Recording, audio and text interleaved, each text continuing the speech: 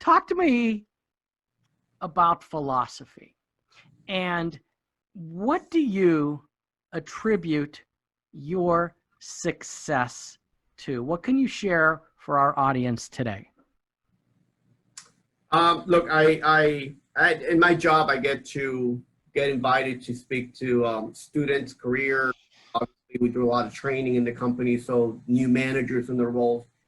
And I always go back to six things that are important, right? Six important aspects, Awesome.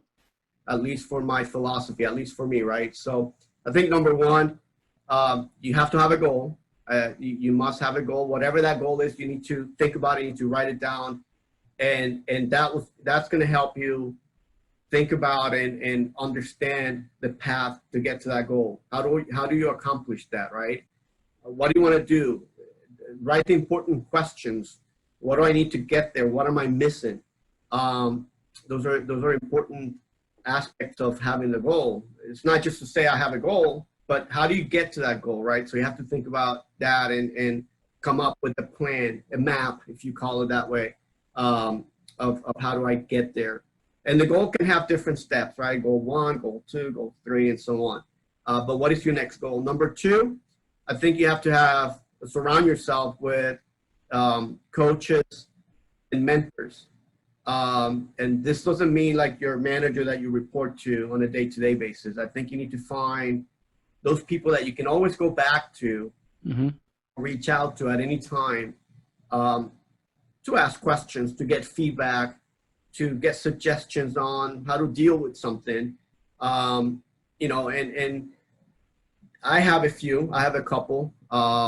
You know, one of my mentors in a mentorship program that I was part of actually led to my current job, because we worked on a project before, and when this opportunity became available, he thought of me and said, I remember working with you in that project. So I think, you know, that aspect of having a coach or a mentor is important.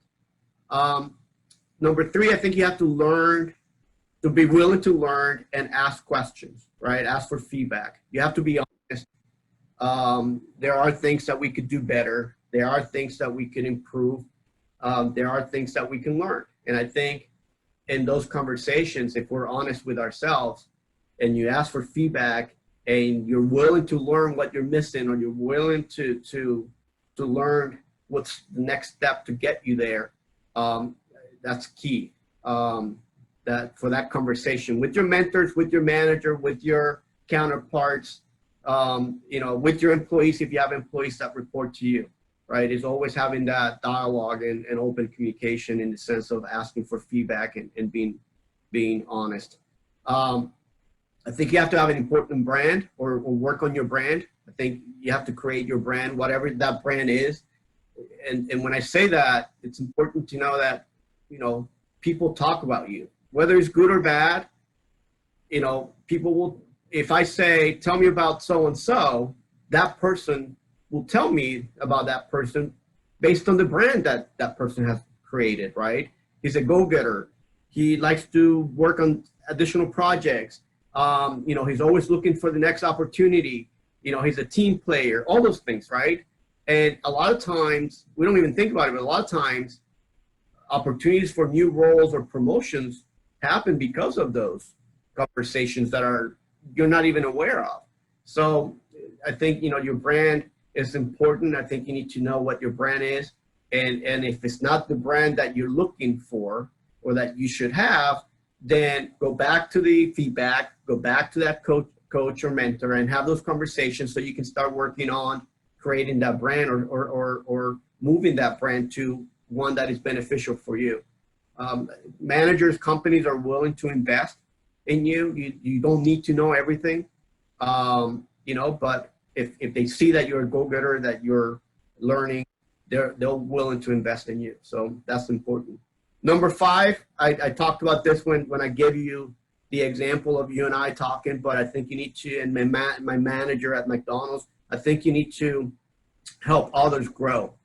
You know, nothing better than when a manager leaves or a manager gets another job to say, I have the right person for you. I've trained and help this person grow, and he or she is ready for this opportunity. Or to tell someone, have a open conversation with someone and help them understand, how they get to the next level in their career. So I think we need to be willing to be open to help others grow in their careers, in their jobs, in life. And last, love what you do. I love what I do. I love my job. Many times I get calls from recruiters, or LinkedIn sends me a message. Oh, we have this great opportunity. We want to talk to you. But I love what I do, and it's not only about the money, obviously. I think you have to put everything in perspective. And if you wake up in the morning and say, I love what I do, I love the team I work with, I love what I get to do on a day-to-day basis, I think that's key for you to be successful. If you're there for the paycheck, and the job doesn't challenge you, you don't enjoy working with the other folks, the team members, I think that's not going to lead to a successful career. I think you find yourself in that role for many, many years without a lot of learning or growth. And so those are I think my 6, as I call them, Javier's steps to be successful in your job. And that doesn't have to be human resources. It could be any career, any type of role. But to me, those are 6 important key aspects. Yeah. That's awesome stuff. In fact, I'm sitting here shaking my head. The video portion of this, people are going to see me shaking my head and smiling. I upload this to a podcast platform also, and they're not going to see me shaking my head. So folks, I am absolutely shaking my head. And I want to tell you, Javier, there's probably a 7th one in there overriding. It's don't be afraid to ask for what you want. Yep. Don't be afraid to tell what you want if asked. Because I have a good professional friend, Christina Katz. She does a whole shtick on pivoting, gutsy pivot. She calls it the gutsy pivot. She's the gutsy pivoter. And throughout our lives, and I talk about this in other interviews, there are pivot times. You could have gone this way or that way, this way or that way. With you, I can remember thinking, why is that kid at the time, right? Why does he have that binder? What's he doing? Wait, there's more to him than just, hey, I'm the lead running around, making sure people in rotations, people get their lunches and their breaks. This person's doing something else. And so when I asked you what you wanted to do, you could have said, well, I'm just, maybe someday I might want to, I don't know. Or you could have said, you don't know. You might have been shy. You might have been afraid, but you weren't. And so that pivoted you in a direction. And I made the decision to say, hey, I can connect you. So managers, leaders out there, you have to do these things for your folks. Because here's a great example. If I had not pivoted in that direction, said, let me connect you. But you're missing one important point. Actually, you did get it, the brand. You see, the reason I felt comfortable referring you was because you were doing a great job already. And that's an important piece, that whether you're working at McDonald's, whether you're sweeping floors, working as a housekeeper, working in a warehouse, working on a factory floor, do a great job at what you're doing, and the rewards will come, right? You don't want to be like, I hate this job, I need a promotion. Right. You need to, I love this job, I'm going to do everything about this job.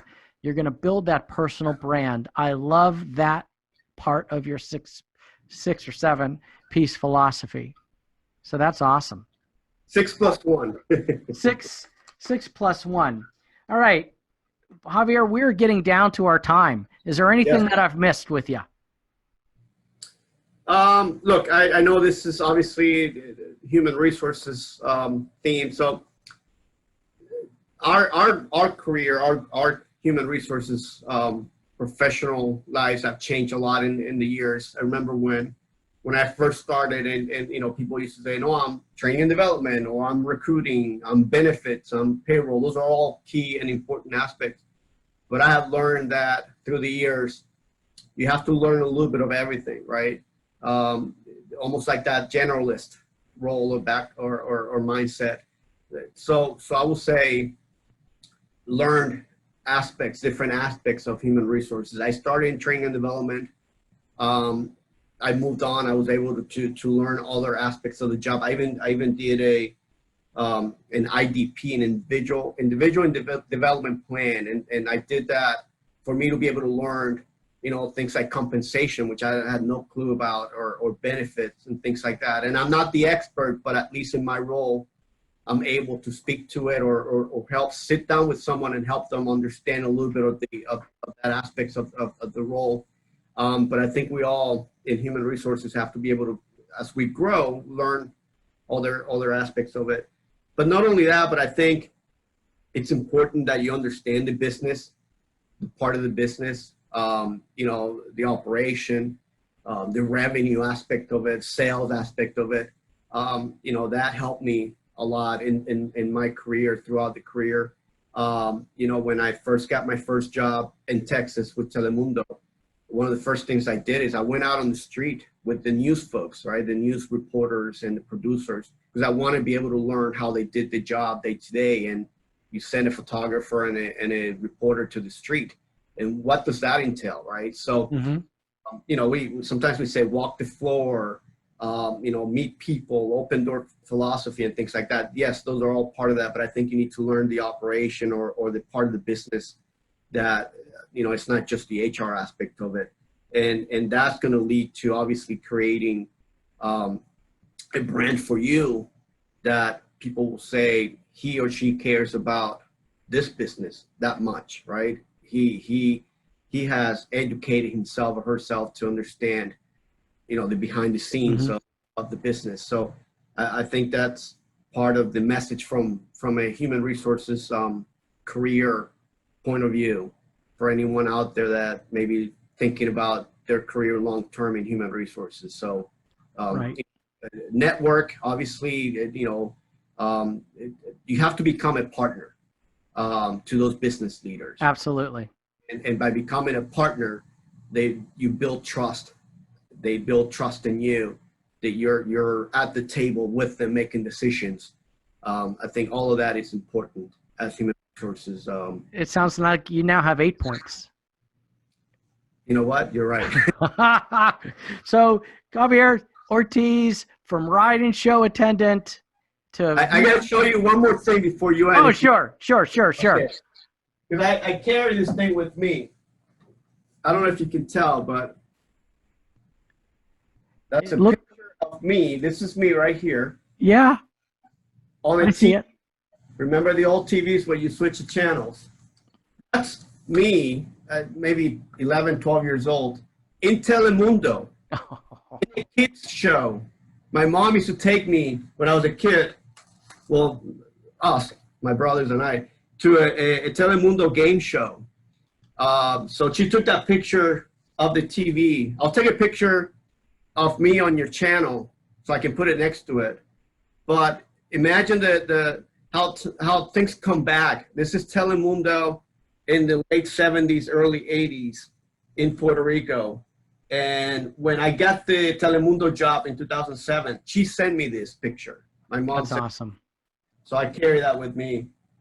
So I brought you 2 things now. Awesome. And you brought us that fantastic poster behind you. What is that for the listeners, for the viewers today? That is, let's see, right there. Oh. That, a novela or soap, one of our super series that we have in Telemundo. We did, this is back a couple years ago. Kate del Castillo. You probably know her. You've seen her name. But she's one of our, obviously, top talent in our super serious novelas. Yeah. You know, What she'll people come back don't... as she did Reina del Sur, which is Queen of the South. Season 3 is coming up in All right. the future. So. And what people don't realize is that's you in the white suit. That is awesome. You are someone that definitely gets involved in your job to learn every part. Javier Ortiz, thank you. Be more, do more, continue to learn, look forward, have a goal. Have a goal, and it's important to ask and tell folks what you want. Thank you for being on the HR and Leadership Spotlight Show. It was awesome. Thank you, Folks, Chuck. awesome. Folks, thank you for listening. Appreciate the time. Thank you. Success to everyone, to you, and thank you for the opportunity. Awesome. See you around. See you around town, Javier. See you on TV. Bye, I'll see you on TV. Bye.